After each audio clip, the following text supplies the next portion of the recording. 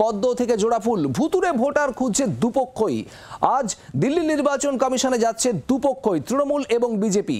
একই এপিক নম্বরে একাধিক নাম সংক্রান্ত অভিযোগের প্রেক্ষিতেই 3 মাসের মধ্যে যথাযথ পদক্ষেপ করা হবে বলে জানিয়েছে জাতীয় নির্বাচন কমিশন। কিন্তু বিষয়টি নিয়ে আরও চাপ বাড়াতে আজ দিল্লিতে নির্বাচন কমিশনের দ্বারস্থ হচ্ছে তৃণমূলের প্রতিনিধি দল। তৃণমূলের 10 সদস্যের প্রতিনিধি দল যাবে। আজ আপনাদের দেখাবো এক এক করে কারা কারা, অর্থাৎ কোন কোন সাংসদরা তৃণমূলের তরফে আজ জাতীয় নির্বাচন কমিশনের দ্বারস্থ হচ্ছেন।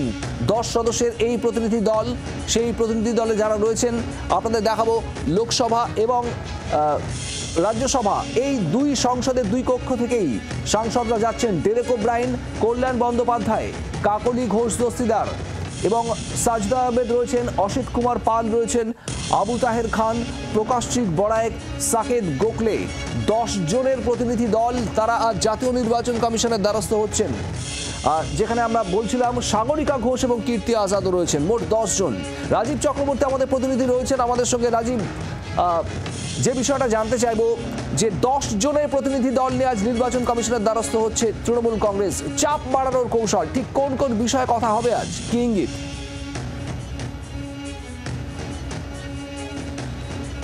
দেখো, তৃণমূল কংগ্রেস নেত্রী মমতা বন্দ্যোপাধ্যায় অনেকদিন আগেই 27শে ফেব্রুয়ারি একটি ইস্যু উত্থাপন করেছিলেন, যেখানে তিনি বিষয়টি তথ্য সহকারে তুলে ধরেছিলেন যে একই এপিক নম্বরের একাধিক ভোটার এবং পশ্চিমবঙ্গে নয়, পশ্চিমবঙ্গের বাইরেও বিভিন্ন রাজ্যে ভোটার, এবং সেটি বিজেপি শাসিত রাজ্য বলেও তার অভিযোগ ছিল। যা নিয়ে তৃণমূল কংগ্রেস একের পর এক চাপ বাড়িয়েছে এবং নির্বাচন কমিশনের উপর সেই চাপ কিন্তু তৈরি হয়েছে। নির্বাচন কমিশন 2 বার বিবৃতি দিয়েছে এবং শেষতম বিবৃতিতে তারা জানিয়েছে যে হ্যাঁ, এরকম ঘটনা ঘটেছে এবং আগামী 3 মাসের মধ্যে তারা এই সমস্যার সমাধান করবে।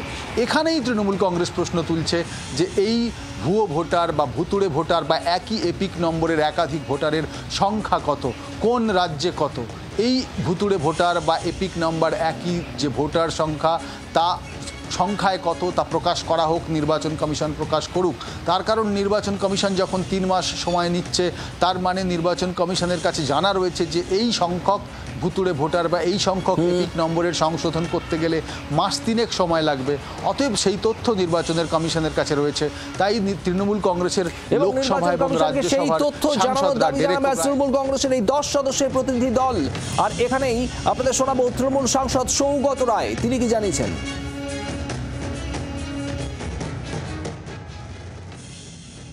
জাতীয় নির্বাচন কমিশন স্বীকার করে নিয়েছে আমাদের পার্টি আগামী মঙ্গলবার ওদের সাথে দেখা করে যে প্রুফগুলো আগে দিয়েছি আমরা আবার দেব এবং ওদের বলবো যে সারা দেশে ওরা একটা আর্জেন্টলি এই এনকোয়ারিটা করুক। কোথাকার ভোট কোথায় ঢুকেছে কেউ তো জানে না। আমরা পার্লামেন্টেও শুরু হচ্ছে সোমবার, আমরা অবশ্যই বিষয়টি তুলব। আর শুধু তৃণমূল কংগ্রেস নয়, যাচ্ছে বিজেপিও। আজই জাতীয় নির্বাচন কমিশনের দপ্তরে যাচ্ছে বিজেপির প্রতিনিধি দলও। ঠিক কি ইস্যু নিয়ে তারা যাচ্ছে এবং কারা কারা যাচ্ছে আপনাদের এক এক করে দেখাবো।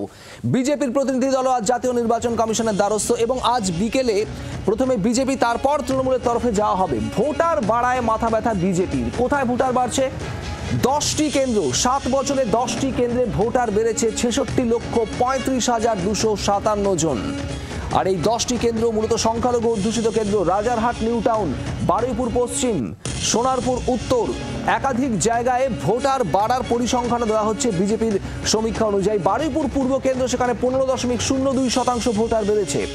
সুজাপুর কেন্দ্র 15.01% ভোটার বেড়েছে। একই রকমভাবে এরকম এই 10 কেন্দ্রের বিভিন্ন জায়গায় ভোটার বৃদ্ধি, যা উদ্বেগে রাখছে বিজেপিকে। দেখাবো বিজেপির তরফ থেকে কারা কারা যাচ্ছেন আজ জাতীয় নির্বাচন কমিশনের। 4 জন সদস্য, সুকান্ত মজুমদার রাজ্য বিজেপির সভাপতি, রাজ্য বিজেপির মুখপাত্র শ্রমিক ভট্টাচার্য রাজ্যসভা সাংসদ, সেই সঙ্গে অমিত মালব্য থাকছেন ওম পাঠক। এই 4 বিজেপি প্রতিনিধি, তারাও আজ জাতীয় নির্বাচন কমিশনের সময় চেয়েছেন, সেই সময় দেওয়াও হয়েছে তাদের। আজ বিকেলেই বিজেপির এই প্রতিনিধি দল তারাও সাক্ষাৎ করছেন জাতীয় নির্বাচন কমিশনের সঙ্গে। রাজীব, ঠিক এই জায়গাতেই জানতে চাইবো বিজেপির তরফ থেকে ঠিক স্ট্র্যাটেজিটা কি? তাদের 4 সদস্যের প্রতিনিধি দলও আজ নির্বাচন কমিশনে।